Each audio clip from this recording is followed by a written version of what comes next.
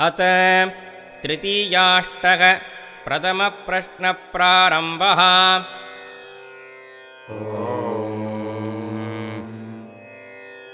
अग्निर्नः पातु कृत्तिकाः नक्षत्रम् देवमिन्द्रियम् इदमासाम् विचक्षणम् हविरासञ्जुहोतन यस्य भान्तिरश्मयो यस्य केतवः यस्येमा विश्वा भुवनानि सर्वा स कृत्तिकाभिरभिसंवसानः अग्निर्नो देवः सुविते दधातु प्रजापते रोहिणे वेतु पत्नी विश्वरूपा बृहती चित्रभानुः सा नो यज्ञस्य सुविते दधातु यथा जीवेम शरदः सवीराः रोहिणी देव्युदगात् पुरस्तात् विश्वारूपाणि प्रतिमोदमाना प्रजापतिगम् हविषा वर्धयन्ति प्रिया देवानामुपयातु यज्ञम् सोमो राजा मृगशीर्षेण आगन् शिवन्नक्षत्रम् प्रियमस्य धाम आप्यायमानो बहुधा जनेषु रेतः प्रजाम् यजमाने दधातु यत्ते नक्षत्रम् मृगशीर्षमस्ति प्रियगम् राजन् प्रियतमम् प्रियाणाम् तस्मै ते सोम हविषा विधेम शन्नयेधिद्विपदे चतुष्पदे आर्द्रया रुद्रः प्रथमानयेति श्रेष्ठो देवानाम् पतिरघ्नयानाम् नक्षत्रमस्य हविषा विधेम मानः प्रजागुम्रीर्षण्मोत वीरान् एति रुद्रस्य परिणो वृणक्तो आर्द्रा नक्षत्रम् जुषतागुम् हविर्नः प्रमुञ्चमानौ दुरितानि विश्वा अपाघशगुम् सन्नुदतामरातिम् पुनर्नो देव्यदिति स्पृणोतु पुनर्वसूनः पुनरेतान्यज्ञम् पुनर्नो देवा अभियन्तु सर्वे पुनः पुनर्वो हविषा यजामः एवान देव्यदितिरनर्वा विश्वस्य भर्त्री जगतः प्रतिष्ठा पुनर्वसो हविषा वर्धयन्ति प्रियम् देवानामप्येतु पाथः बृहस्पतिः प्रथमम् जायमानः तिष्यन्नक्षत्रमभिसम्बभूव श्रेष्ठो देवानाम् पृतनासु जिष्णुः दिशो न सर्वा अभयन्नो अस्तु तिष्यः पुरस्तादुतमध्यतो नः बृहस्पतिर्नः परिपातु पश्चात् बाधेताम् द्वेषो अभयम् कृणुताम् सुवीर्यस्य पतयः स्याम इदगुम् सर्पेभ्यो हविरस्तु जुष्टम् आश्रेषा येषामनुयन्ति चेतः ये अन्तरिक्षम् पृथिवीम् क्षियन्ति तेन सर्पासो हवमागमिष्ठाः ये रोचने सूर्यस्यापि सर्पाः ये दिवम् देवीमनुसञ्चरन्ति येषामाश्रेषा अनयन्ति कामम् तेभ्यः सर्पेभ्यो मधुमज्जुहोमि उपहूताः पितरो ये मघासु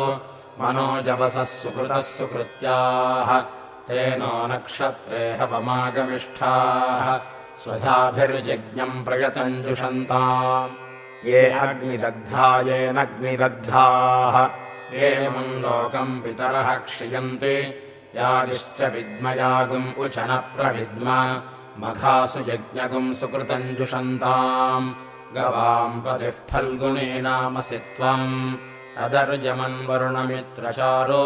तन्त्वाभयगुम् सरितारगुम् समीनाम् जीवा जीवन्तमुपसंविशेम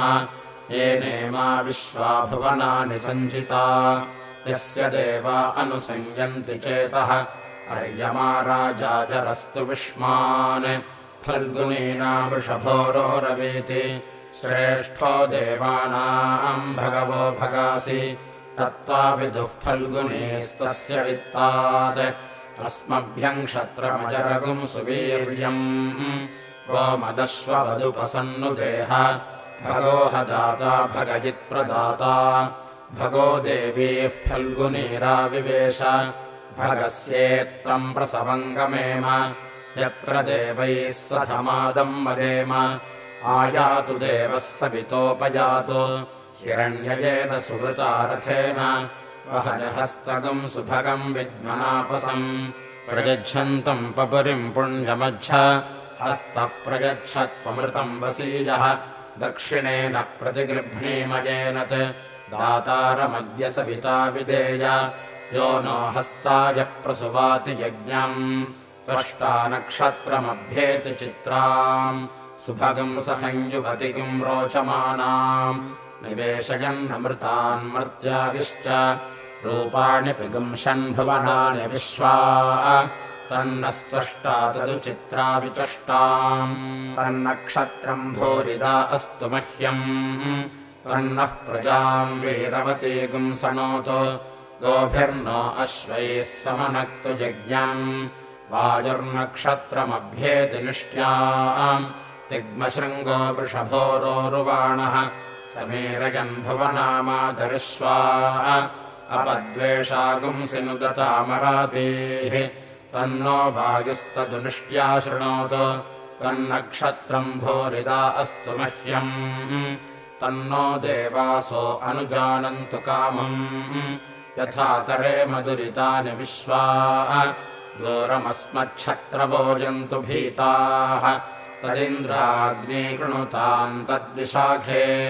तन्नो देवा अनुमदन्तु यज्ञम् पश्चात्पुरस्तादभयन्नो अस्तु नक्षत्राणामधिपत्नी विशाखे श्रेष्ठाविन्द्राग्ने भुवनस्य गोपौ विशोचः शत्रूनपबाधमानौ अपक्षुधन्नुदतामरातिम् पूर्णा पश्चादुतपूर्णा पुरस्तात् उन्मध्यतः पौर्णमासी जिगाय तस्याम् देवा अधिसंवसन्तः उत्तमेनाक इह मादयन्ताम् पृथ्वी सुवर्चा युवतिः सजोषाः पौर्णमास्युदगाच्छोभमाना आप्यायजन्ति दुरितानि विश्वा पुरन्दुहाय यजमानाय यज्ञम् वृद्ध्यास्म हव्यैर्नमसोपसद्य मित्रम् देवम् मित्रधेयन्नो अस्तु अनुराधान् हविषा वर्धयन्तः शतम् जीवेम शरदः सवीराः चित्रम् नक्षत्रमुदगात् पुरस्तात् अनुराधास इति यद्वदन्ति तन्मित्रयेति पथिभिर्देवयानैः हिरण्ययैर्विततैरन्तरिक्षे इन्द्रो ज्येष्ठामनुनक्षत्रमेति यस्मिन् वृत्रम् वृत्रतोर्ये ततार तस्मिन् वयममृतम् दुहानाः क्षुधन्तरे मधुरितिम् दुरिष्टिम् पुरन्दराय वृषभाय धृष्णवे अषाढाय सहमानाय मेढुषे इन्द्राय ज्येष्ठा मधुमद्दुहाना पुरम् कृणोत यजमानाय लोकम् मूलम् प्रजाम् वीरवतीम् विदेय पराच्येतु निर्ऋतिः पराचा गोभिर्नक्षत्रम् पशुभिः समक्तम् अहर्भूयाद्यजमानाय मह्यम् अहर्नो अद्य सुविते दधातु मूलम् नक्षत्रमिति यद्वदन्ति पराचीम् वाचा निर्वृतिम् नुदामि शिवम् प्रजायै शिवमस्तु मह्यम् या दिव्या आपः पयसा सम्बभूवुः या अन्तरिक्ष उत पार्थिवीर्याः या सामषाढा अनुजन्ति कामम् तान आपश्यग्रस्यो न भवन्तु याश्च कोऽप्या याश्च नाद्याः समुद्र्याः याश्च वैशन्ते ऋतप्रासचीर्याः या सामषाढा मधुभक्षयन्ति तान आपश्यग्रस्यो न भवन्तु तन्नो विश्वे उपशृण्वन्तु देवाः तदषाढा अभिसंयन्तु यज्ञम् तन्नक्षत्रम् प्रथताम् पशुभ्यः कृषिर्वृष्टिर्यजमानाय कल्पताम् शुभ्राः कन्यायुवतयः सुपेशसः कर्मकृतः सुकृतो वीर्यावतीः विश्वान् देवान् हविषा वर्धयन्तीः अषाढाः काममुपयान्तु यज्ञम् यस्मिन् ब्रह्माभ्यजयत् सर्वमेतत् अमुञ्च लोकमिदमुच सर्वम् तन्नो नक्षत्रमभिजिद्विजित्य श्रियम् दधात्वहृणीयमानम् उभौ लोकौ ब्रह्मणा सञ्चितेमौ तन्नो नक्षत्रमभिजिद्विचष्टाम् तस्मिन् वयम् पृतनाः सञ्जयेम तन्नो देवासो अनुजानन्तु कामम् शृण्वन्ति श्रोणाममृतस्य गोपाम् पुण्यामस्या उपशृणोमि वाचम् महीम् देवीम् विष्णुपत्नीमजोर्याम् प्रतीचीमेनागम् हविषा यजामः त्रेधा विष्णुरुगायो विचक्रमे महीम् दिवम् पृथिवीमन्तरिक्षम् तच्छ्रोणैति श्रवयुच्छमाना पुण्यग्श्लोकम् यजमानाय कृण्वति अष्टौ देवा वसवः सोम्यासः चतस्रो देवीरजराश्रविष्ठाः ते यज्ञम् पान्तु रजसः परस्तात् संवत्सरेणममृतज्ञः स्वस्ति यज्ञम् नः पान्तु वसवः पुरस्तात् दक्षिणतोऽभियन्तु श्रविष्ठाः पुण्यम् नक्षत्रमभिसंविशाम मानो अरातिरघशगुंसागन् क्षत्रस्य राजा वरुणोऽधिराजः नक्षत्राणागुम् शतभिषग्वसिष्ठः तौ देवेभ्यः कृणुतो दीर्घमायुः शतगुम् सहस्राभेषजानि धत्तः यज्ञम् नो राजा वरुण उपयातु तन्नो विश्वे अभिसंयन्तु देवाः तन्नो नक्षत्रगुम् शतभिषग्जुषाणम् दीर्घमायुः प्रतिरद्भेषजानि अजयेकपादुदगात् पुरस्तात् विश्वाभूतानि प्रतिमोदमानः तस्य देवाः प्रसवयन्ति सर्वे प्रोष्ठपदासो अमृतस्य गोपाः विभ्राजमानः समिधान उग्रः आन्तरिक्षमरुहदगन्द्याम् तगुम् सौर्यम् देवमजमेकपादम् प्रोष्ठपदासो अनुयन्ति सर्वे अहिर्बुद्धियः प्रथमानयेति श्रेष्ठो देवानामुतमानुषाणाम् तम् ब्राह्मणाः सोमपाः सोम्यासः प्रोष्ठपदासो अभिरक्षन्ति सर्वे चत्वार एकमभिकर्म देवाः प्रोष्ठपदास इति यान् वदन्ति ते बुद्ध्नियम् परिषद्यग्स्तुवन्तः अहिगुम् रक्षन्ति नमसोपसद्य पूषारेवत्यन्वेति पन्थाम् पुष्लिपति पशुपा वाजबस्त्यौ इमानि हव्या प्रयताजुषाणा सुगैर्नो यानैरुपयाताम् यज्ञम् क्षुद्रान् वशोन् रक्षतु रेवतीनः गावो नो अश्वागुम् अन्वेतु पूषा अन्नगुम् रक्षन्तौ बहुधा विरूपम् वाजगुम् सनुताम् यजमानाय यज्ञम् तदश्विनावश्वयुजोपजाताम् शुभम् गमिष्ठौ सुयमेभिरश्वैः सन्नक्षत्रगुम् हविषा यजन्तौ मध्वा सम्पृक्तौ यजुषा समक्तौ यौ देवानाम् भिषजौ हव्यवाहौ विश्वस्य दूतावमृतस्य गोपौ तौ नक्षत्रम् जुजुषाणोपयाताम् नमोऽश्विभ्याम् कृणमोऽश्वयुभ्याम् अपपाप्मानम् भरणेर्भरन्तु तद्यमो राजा भगवान् विचष्टाम् लोकस्य राजा महतो महानिः सुगन्नः पन्थामभयम् कृणोतु यस्मिन्नक्षत्रे यमयेति राजा यस्मिन्नेनमभ्यषिञ्चन्त देवाः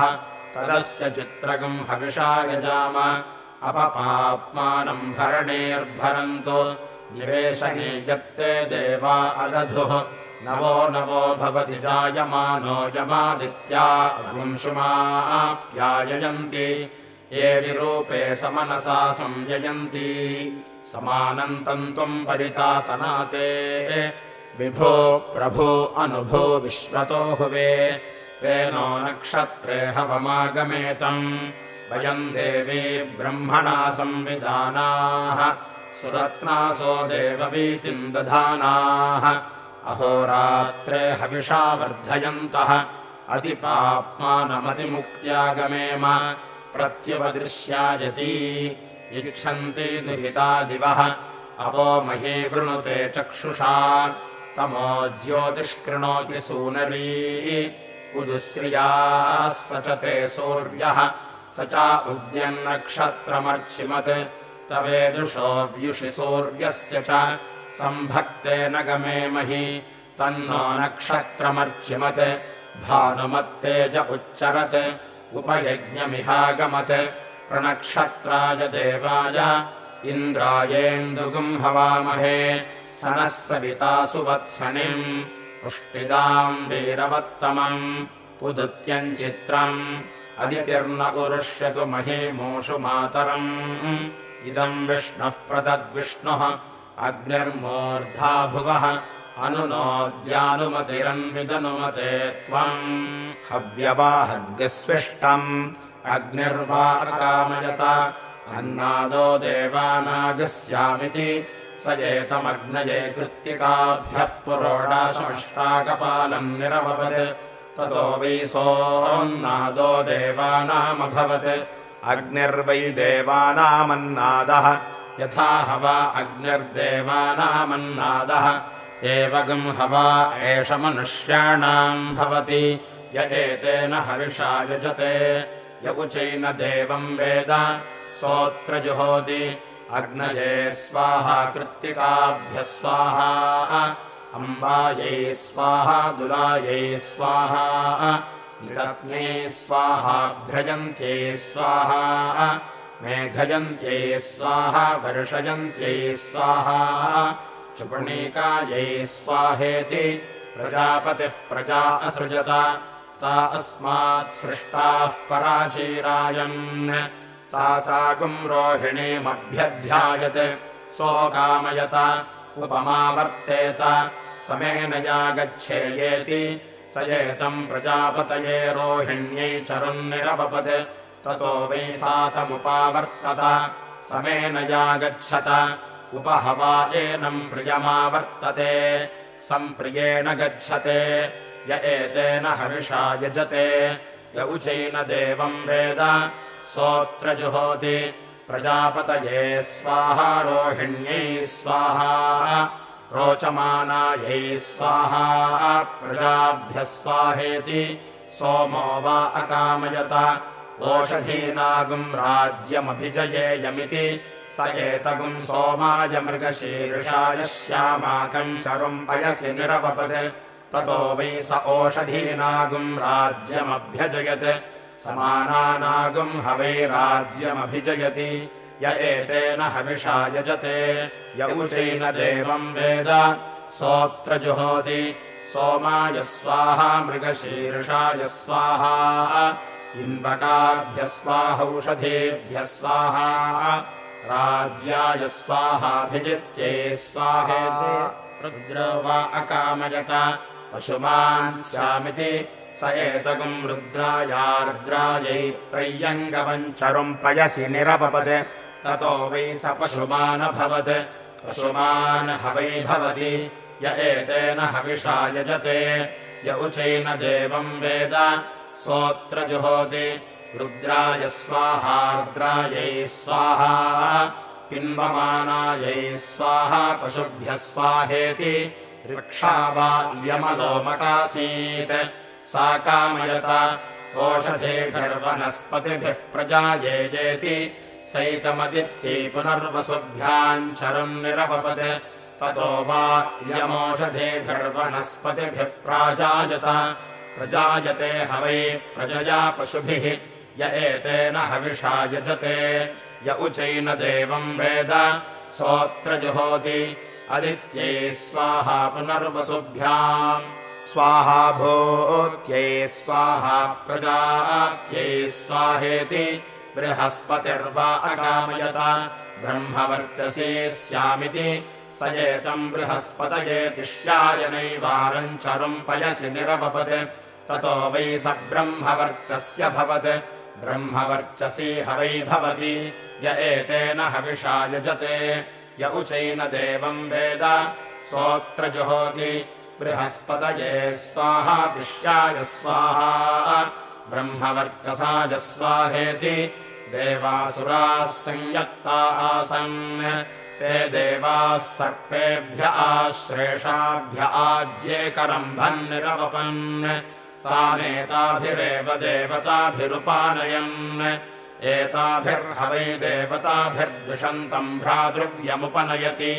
य एतेन हविषा यजते य उचैन देवम् वेद सोऽत्र जुहोति सर्पेभ्यः स्वाहा श्रेषाभ्यः स्वाहा दन्तशूकेभ्यः स्वाहेति पितरो वा अकामयन्त पितृलोकरुद्धुयामेति त एतम् पितृभ्यो मघाभ्यः पुरोडाशगुंषट्कपालम् निरवपन् ततो वै ते पितृलोक आर्ध्नुवन् पितृलोके हवारुध्नोति य एतेन हविषा यजते य उचैन देवम् वेद सोऽत्र जुहोति पितृभ्यः स्वाहा मघाभ्यः स्वाहा नघाभ्यः स्वाहा गदाभ्यः स्वाहा रुन्धतेभ्यः स्वाहेति अर्यमा वा अकामयत पशुमान् स्यामिति स एतमर्यम्णे फल्गुनेभ्याम् चरन्निरवपत् ततो वै स पशुमानभवत् पशुमान् हवै भवति य एतेन हविषा यजते य उचैन देवम् वेद सोऽत्र जुहोति अर्यम्णे स्वाहा फल्गुनेभ्यः स्वाहा पशुभ्यः स्वाहेति भगो वा अकामयत भगे श्रेष्ठी देवानागस्यामिति स एतम् भगाय फल्गुनेभ्याम् चरन्निरवपत् ततो वै स भगी श्रेष्ठी देवानामभवत् भगी हवै श्रेष्ठी समानानाम् भवति य एतेन हविषा यजते य उचैन देवम् वेद सोऽत्र जुहोति भगाय स्वाहा फल्गुनेभ्यः स्वाहा श्रेष्ठ्याय स्वाहेति सविता वा अकामयत शृण्मे देवा दधीरन् सविता स्यामिति स एतगुम् सवित्रे हस्ताय पुरोडाशम् 12 कपालन्यरवपदाशूनाम् व्रीहीणाम् ततो वै तस्मै श्रद्देवा अदधत सविता भवत् श्रद्धवा अस्मै मनुष्या दधते सविता समानानाम् भवति य एतेन हविषा यजते य उचैन देवम् वेद सोऽत्र जुहोति सवित्रे स्वाहा हस्ताय स्वाहा ददते स्वाहा पृणते स्वाहा प्रयच्छते स्वाहा प्रतिगृह्णते स्वाहेति त्वष्टा वा अकामयत चित्रम् प्रजाम् विन्देयेति स एतम् त्वष्ट्रे चित्रायै पुरोडाशमष्टाकपालम् निरवपत् ततो वै स चित्रम् प्रजामविन्दत चित्रगुम् हवै प्रजाम् विन्दते य एतेन हविषा यजते य उचैन देवम् वेद सोऽत्र जुहोति त्वष्ट्रे स्वाहा चित्रायै स्वाहा चैत्राय स्वाहा प्रजायै स्वाहेति वायुर्वा अकामयत कामचारमेषु लोकेष्वभिजयेयमिति स एतद्वायवे निष्ट्यायै घृष्ट्यै दुग्धम् पयो निरवपत् ततो वै स कामचारमेषु लोकेष्वभ्यजयत् कामचारगुम् हवा एष लोकेष्वभिजयति य एतेन हविषा यजते य उचैन देवम् वेद सोऽत्र जुहोति वायवे स्वाहा निष्ट्यायै स्वाहा कामचाराय स्वाहाभिजित्यै स्वाहेति इन्द्राग्नी वा अकामयेताम् श्रेष्ठ्यम् देवानामभिजयेवेति तावेतमिन्द्राग्निभ्याम् विशाखाभ्याम् पुरोडाशमेकादशकपालम् निरवपताम् ततो वै तौ श्रेष्ठ्यम् देवानामभ्यजयताम् श्रेष्ठ्यगुम् हवै समानानामभिजयति य एतेन हविषा यजते य उचैन देवम् वेद सोऽत्र जुहोति इन्द्राग्निभ्यः स्वाहा विशाखाभ्यः स्वाहा श्रेष्ठ्याय स्वाहाभिजित्यै स्वाहेति अथैतत्पौर्णमास्या आज्यन्निर्भवति कामो वै पौर्णमासी काम आज्यम् कामेनैव कामगुम् समर्थयति क्षिप्रमेण गुंसकाम उपनमति येन कामेन यजते सोऽत्र जुहोति पौर्णमास्यै स्वाहा कामाय स्वाहा गत्यै स्वाहेति मित्रो वा अकामयत मित्रधेयमेषु लोकेष्वभिजयेयमिति स एतम् मित्रायानुराधेभ्यश्चरन्निरपपत् ततो वै स मित्रधेयमेषु लोकेष्वभ्यजयत् मित्रधेयगम् हवा एषु लोकेष्वभिजयति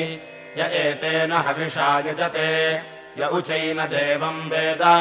सोऽत्र जुहोति मित्राय स्वाहानुराधेभ्यः स्वाहा मित्रधेयाय स्वाहाभिजित्यै स्वाहेति इन्द्रो वा अकामयत ज्येष्ठ्यम् देवानामभिजयेयमिति स एतमिन्द्राय ज्येष्ठायै पुरोडाशमेकादशकपालम् निरवपन्महाव्रीहीणाम् ततो वै स ज्येष्ठ्यम् देवानामभ्यजयत् ज्येष्ठ्यगम् हवै समानानामभिजयति य एतेन हविषा यजते य उचैन देवम् वेद सोऽत्र जुहोति इन्द्राय स्वाहा ज्येष्ठायै स्वाहा ज्येष्ठ्याय स्वाहाभिजित्यै स्वाहेति प्रजापतिर्वा अकामयत मूलम् प्रजाम् विन्देयेति स एतम् प्रजापतये मूलाय चरन्निरपपत् ततो वै स मूलम् प्रजामविन्दत मूलगम् हवै प्रजाम् विन्दते य एतेन हविषा यजते य उचैन देवम् वेद सोऽत्र जुहोति प्रजापतये स्वाहा मूलाय स्वाहा प्रजायै स्वाहेति आपो वा अकामयन्त समुद्रम् काममभिजयेमेति ता एतमध्योषाढाभ्यश्चरन्निरवपन् ततो वै ताः समुद्रम् काममभ्यजयन् समुद्रगुम् हवै काममभिजयति य एतेन हविषा यजते य उचैन देवम् वेद सोऽत्र जुहोति अद्भ्यः स्वाहा षाढाभ्यः स्वाहा समुद्राय स्वाहा कामाय स्वाहा अभिजित्यै स्वाहेति विश्वे वै देवा अकामयन्त अनपजय्यम् जयेमेति तयेतम् विश्वेभ्यो देवेभ्यो षाढाभ्यश्चरन्निरवपन् ततो वै तेनपजय्यमजयन् अनपजय्यगुम् हवै जयति य एतेन हविषा यजते य उचैन देवम् वेद सोऽत्र जुहोति विश्वेभ्यो देवेभ्यः स्वाहा षाढाभ्यः स्वाहा अनपजय्याय स्वाहाजित्यै स्वाहेति ब्रह्म वा अकामयत ब्रह्मलोकमभिजयेयमिति तदेतम् ब्रह्मणेऽभिजिते चरुन्निरपपत् ततो वै तद्ब्रह्मलोकमभ्यजयत् ब्रह्मलोकगुम् हवा अभिजयति य एतेन हविषा यजते य उचैन देवम् वेद सोऽत्र जुहोति ब्रह्मणे स्वाहाभिजिते स्वाहा ब्रह्मलोकाय स्वाहाभिजित्यै स्वाहेति विष्णुर्वा अकामयत पुण्यज्ञश्लोकगुम् शृण्वीय नमापापी कीर्तिरागच्छेदिति स एतम् विष्णवे श्रोणायै पुरोडाशन्त्रिकपालम् निरपपत् ततो वै स पुण्यज्ञश्लोकमशृणुत नैनम् पापी कीर्तिरागच्छत् पुण्यगुम् हवै श्लोकगुम् शृणुते नैनम् पापी कीर्तिरागच्छति य एतेन हविषा यजते य उचैन देवम् वेद सोऽत्र जुहोति विष्णवे स्वाहा श्रोणायै स्वाहा श्लोकाय स्वाहा श्रुताय स्वाहेति असवो वा अकामयन्त अग्रम् देवतानाम् परीयामेति तयेतम् वसुभ्यः श्रविष्ठाभ्यः पुरोडाशमष्टाकपालम् निरवपन् ततो वै तेऽग्रम् देवतानाम् पर्यायन् अग्रगुम् हवै समानानाम् पर्येति य एतेन हविषा यजते य उचैन देवम् वेद सोऽत्र जुहोति वसुभ्यः स्वाहा श्रविष्ठाभ्यः स्वाहा अग्राय स्वाहा परीत्यै स्वाहेति इन्द्रो वा अकामयत दृढो शिथिलस्यामिति स एतम् वरुणाय शतभिषजे भेषजेभ्यः पुरोडाशम् दशकपालम् निरपपत्कृष्णानाम् व्रीहीणाम् ततो वै स दृढो शिथिलो भवत् दृढो हवा अशिथिलो भवति य एतेन हविषा यजते य उचैन देवम् वेद सोऽत्र जुहोति वरुणाय स्वाहा शतभिषजे स्वाहा भेषजेभ्यः स्वाहेति अजो वा एकपादकामयत तेजस्वी ब्रह्मवर्चसी स्यामिति स एतमजायैकपदे प्रोष्ठपदेभ्यश्चरन् निरपपत् ततो वै स तेजस्वी ब्रह्मवर्चस्य भवत् तेजस्वी ह वै ब्रह्मवर्चसी भवति य एतेन हविषा यजते य उचैन देवम् वेद सोऽत्र जुहोति अजायैकपदे स्वाहा प्रोष्ठपदेभ्यः स्वाहा तेजसे स्वाहा ब्रह्मवर्चसाय स्वाहेति अहिर्वै बुद्ध्यो कामयत इमाम् प्रतिष्ठाम् विन्देयेति स एतमहये बुद्ध्याय प्रोष्ठपदेभ्यः पुरोडाशम् भूमिकपालम् निरपपत् ततो वै स इमाम् प्रतिष्ठामविन्दत इमागुम् ह वै प्रतिष्ठाम् विन्दते य एतेन हविषा यजते य उचैन देवम् वेद सोऽत्र जुहोति अहये बुद्ध्याय स्वाहा प्रोष्ठपदेभ्यः स्वाहा प्रतिष्ठायै स्वाहेति पूषा वा अकामयत पशुमान् स्यामिति स एतम् पूष्णे रेवत्यै चरुन्निरपपत् ततो वै स पशुमानभवत् पशुमान् ह वै भवति य एतेन हविषा यजते य उचैन देवम् वेद सोऽत्र जुहोति पूष्णे स्वाहा रेवत्यै स्वाहा पशुभ्यः स्वाहेति अश्विनौ वा अकामयेताम् श्रोत्रस्विनावबधिरो स्यावेति तावेतमश्विभ्यामश्वयुग्भ्याम् पुरोडाशम् द्विकपालम् निरपपताम् ततो वै तौ श्रोत्रस्विनावबधिरा भवताम् श्रोत्रस्वी ह वा अबधिरो भवति य एतेन हविषा यजते य उचैन देवम् वेद सोऽत्र जुहोति अश्विभ्यागः स्वाहा अश्वयुग्भ्यागः स्वाहा श्रोत्राय स्वाहा श्रुत्यै स्वाहेति यमो वा अकामयत पितृणागुम् राज्यमभिजयेयमिति स एतम् यमायापभरणीभ्यश्चरुन्निरपपत् ततो वै स पितृणागुम् राज्यमभ्यजयत् समानानागुम् ह वै राज्यमभिजयति य एतेन हविषा यजते य उचैन देवम् वेद सोऽत्र जुहोति यमाय स्वाहापभरणेभ्यः स्वाहा राज्याय स्वाहाभिजित्यै स्वाहेति अथैतदमावास्याया आज्यम् निर्भवति कामो वा अमावास्या काम आज्यम् कामेनैव कामकम् समर्थयति क्षिप्रमेण पुंसकाम उपनमति येन कामेन यजते सोऽत्र जुहोति अमावास्यायै स्वाहा कामाय स्वाहा गत्यै स्वाहेति चन्द्रमा वा अकामयत अहोरात्रानर्धमासान् ऋतून् संवत्सरमाप्त्वा चन्द्रमसः सायुज्यकम् स लोकतामाप्नुयामिति स एतम् चन्द्रमसे प्रतिदृश्यायै पुरोडाशम् पञ्चदशकपालम् निरपपत्